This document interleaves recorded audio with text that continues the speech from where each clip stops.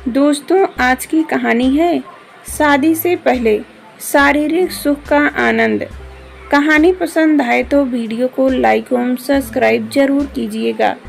यह कहना सही नहीं होगा कि नितिन की जिंदगी में खुशी कभी आई ही नहीं। खुशी आई तो जरूर, लेकिन बिल्कुल बरसात की उस धूप की तरह जो तुरंत बादलों से घिर जाती है। जहां धूप खिली वहीं बादलों ने आकर चमक धुंधली कर दिया। यानी जैसे ही मुस्कुराहट कहकहों में बदली, वैसे ही आंखों ने बरसना शुरू कर दिया। यूं तो नितिन के पापा नामी गिरामी डॉक्टर थे, पैसों की कमी नहीं थी। फिर भी परिवार इतना बड़ा था कि सबके शौक पूरे करना या सबको हमेशा उनकी मनचाही चीज दिलाना मुश्किल होता था। इस मामले में नितिन कुछ ज़्यादा ही शौकीन था और अपने शौक पूरे करने का आसान तरीका उसे यह लगा कि फिलहाल पढ़ाई में दिल लगाएं, ताकि जल्दी से अच्छी नौकरी पाकर अपने सारे अरमान पूरे कर सके। कुछ सालों में ही नितिन की यह तमन्ना पूरी हो गई। बढ़िया नौकरी तो मिल गई, लेकिन नौकरी मिलने की खुशी में दी गई पार्टी में पापा का अचानक हृदय गति रुक जाने के कारण देहांत हो गया। खुशियां गम में बदल गई। 7 भाई बहनों में नितिन तीसरे नंबर पर था। बस एक बड़ी बहन और भाई की शादी हुई थी, बाकी सब अभी पढ़ रहे थे। नितिन ने शोकाकुल मां को आश्वस्त किया कि अब छोटे भाई बहन की पढ़ाई और शादी की जिम्मेदारी उसकी है। सबको सेट करने के बाद ही वह अपने बारे में सोचेगा, यानी अपनी गृहस्थी बसाएगा। और उसने यह जिम्मेदारी बाखूबी निभाई भी। अपने शौक ही नहीं, कैरियर को भी दांव पर लगा दिया। हालांकि दूसरे शहरों में ज़्यादा वेतन की अच्छी नौकरियां मिल रही थी, लेकिन नितिन ने हमेशा अपने शहर में रहना ही बेहतर समझा। कारण एक तो रहने को अपनी कोठी थी, दूसरे माँ और छोटे भाई बहनों उसके साथ रहने से मानसिक रूप से सुरक्षित और सहज महसूस करते थे।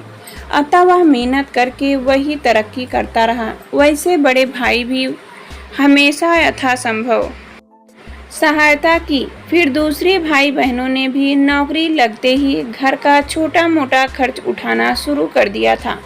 कुछ सालों के बाद सब चाहते थे कि नितिन शादी कर ले, लेकिन उसका कहना था कि सबसे पहले छोटे भाई निखिल को डॉक्टर बनाने का, पापा का सपना पूरा करने के बाद ही वह अपने बारे में सोचेगा।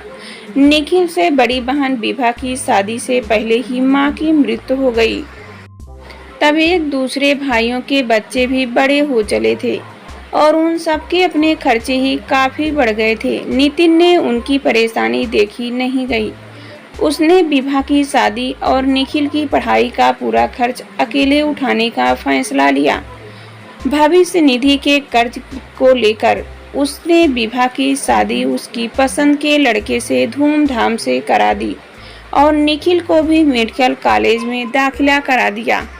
निखिल की नौकरी लग जाने के बाद नितिन पुश्तौनी कोठी में बिल्कुल अकेला रह गया था। 2 बहनें उसी शहर में रहती थी, जो उसे अकेलापन महसूस नहीं होने देती थी। दूसरे भाई बहन भी बार बार उससे संपर्क बनाए रखते थे, सिवा निखिल के। वह कन्याकुमारी में अकेला रहता था और सबको तो फोन करता था, लेकिन नितिन से उसका कोई संपर्क नहीं था, क्योंकि उसका हाल दूसरों से पता चल जाता था। इसलिए नितिन ने स्वयं कभी निखिल से बात करने से पहल नहीं की। मझली बहन शोभा की बेटी की शादी की तारीख तय हो गई थी, लेकिन उसके पति को किसी जरूरी काम से विदेश जाना पड़ रहा था और वह शादी से 2 दिन पहले ही लौट सकता था। उधर लड़की वाले तारीख आगे बढ़ाने को तैयार नहीं थे। शोभा बहुत परेशान थी कि अकेले सारी तैयारी कैसे करूंगी। तू बेकार में परेशान हो रही है, मैं हूं ना तेरी मदद करने को। हर से बेहतर तैयार करा दूंगा। नितिन ने आश्वासन दिया। तुम सबकी शादियां कराने का तजर्बा है मुझे। एक दिन बाहर से आने वाले मेहमानों की सूची बनाते हुए नितिन ने शोभा से कहा निखिल से भी आग्रह करना शादी में आने के लिए। इसी बहाने उससे भी मिलना हो जाएगा।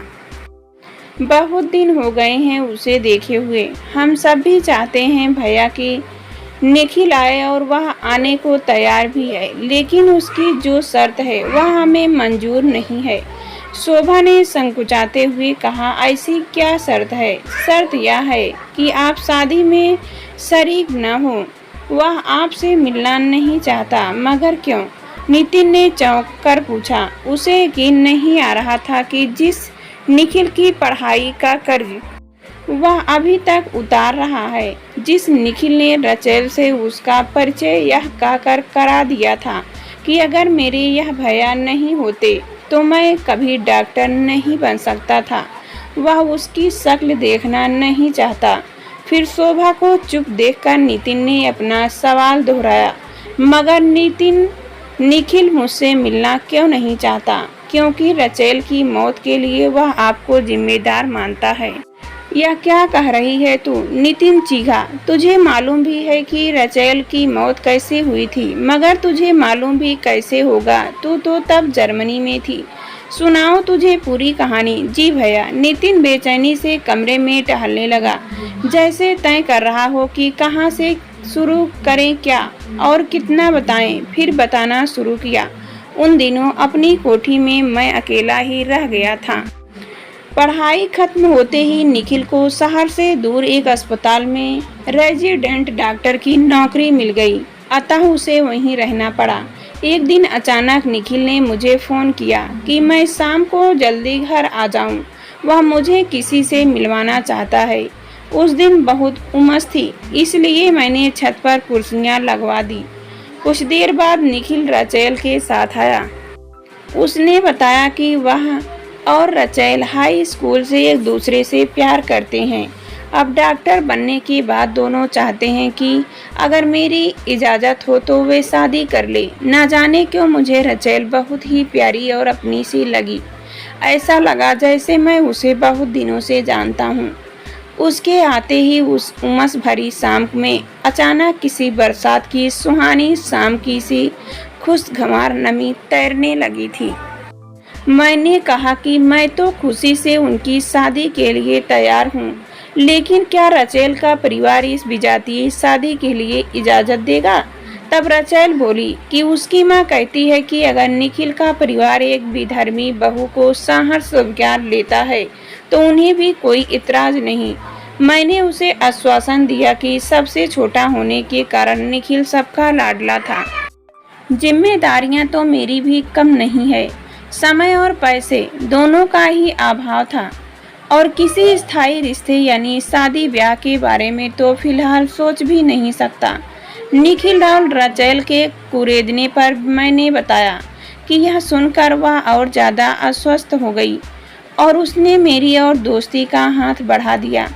फुर्सत से गिने चुने क्षण हम दोनों इकट्ठे गुजारने लगे, जिससे हमारी एक ही ढर्रे पर चलती वीरान जिंदगी में बाहर आ गई। खुद के बारे में कभी न सोचने वालों को भी अपने लिए जीने की वजह मिल गई थी। दूसरों के साथ साथ अब हम अपने लिए भी सोचने लगे थे। अक्सर सोचते थे कि अब हमारी सारी जिम्मेदारियां खत्म हो जाए, तब हम दोनों इकट्ठे सिर्फ एक दूसरे के लिए जिएंगे।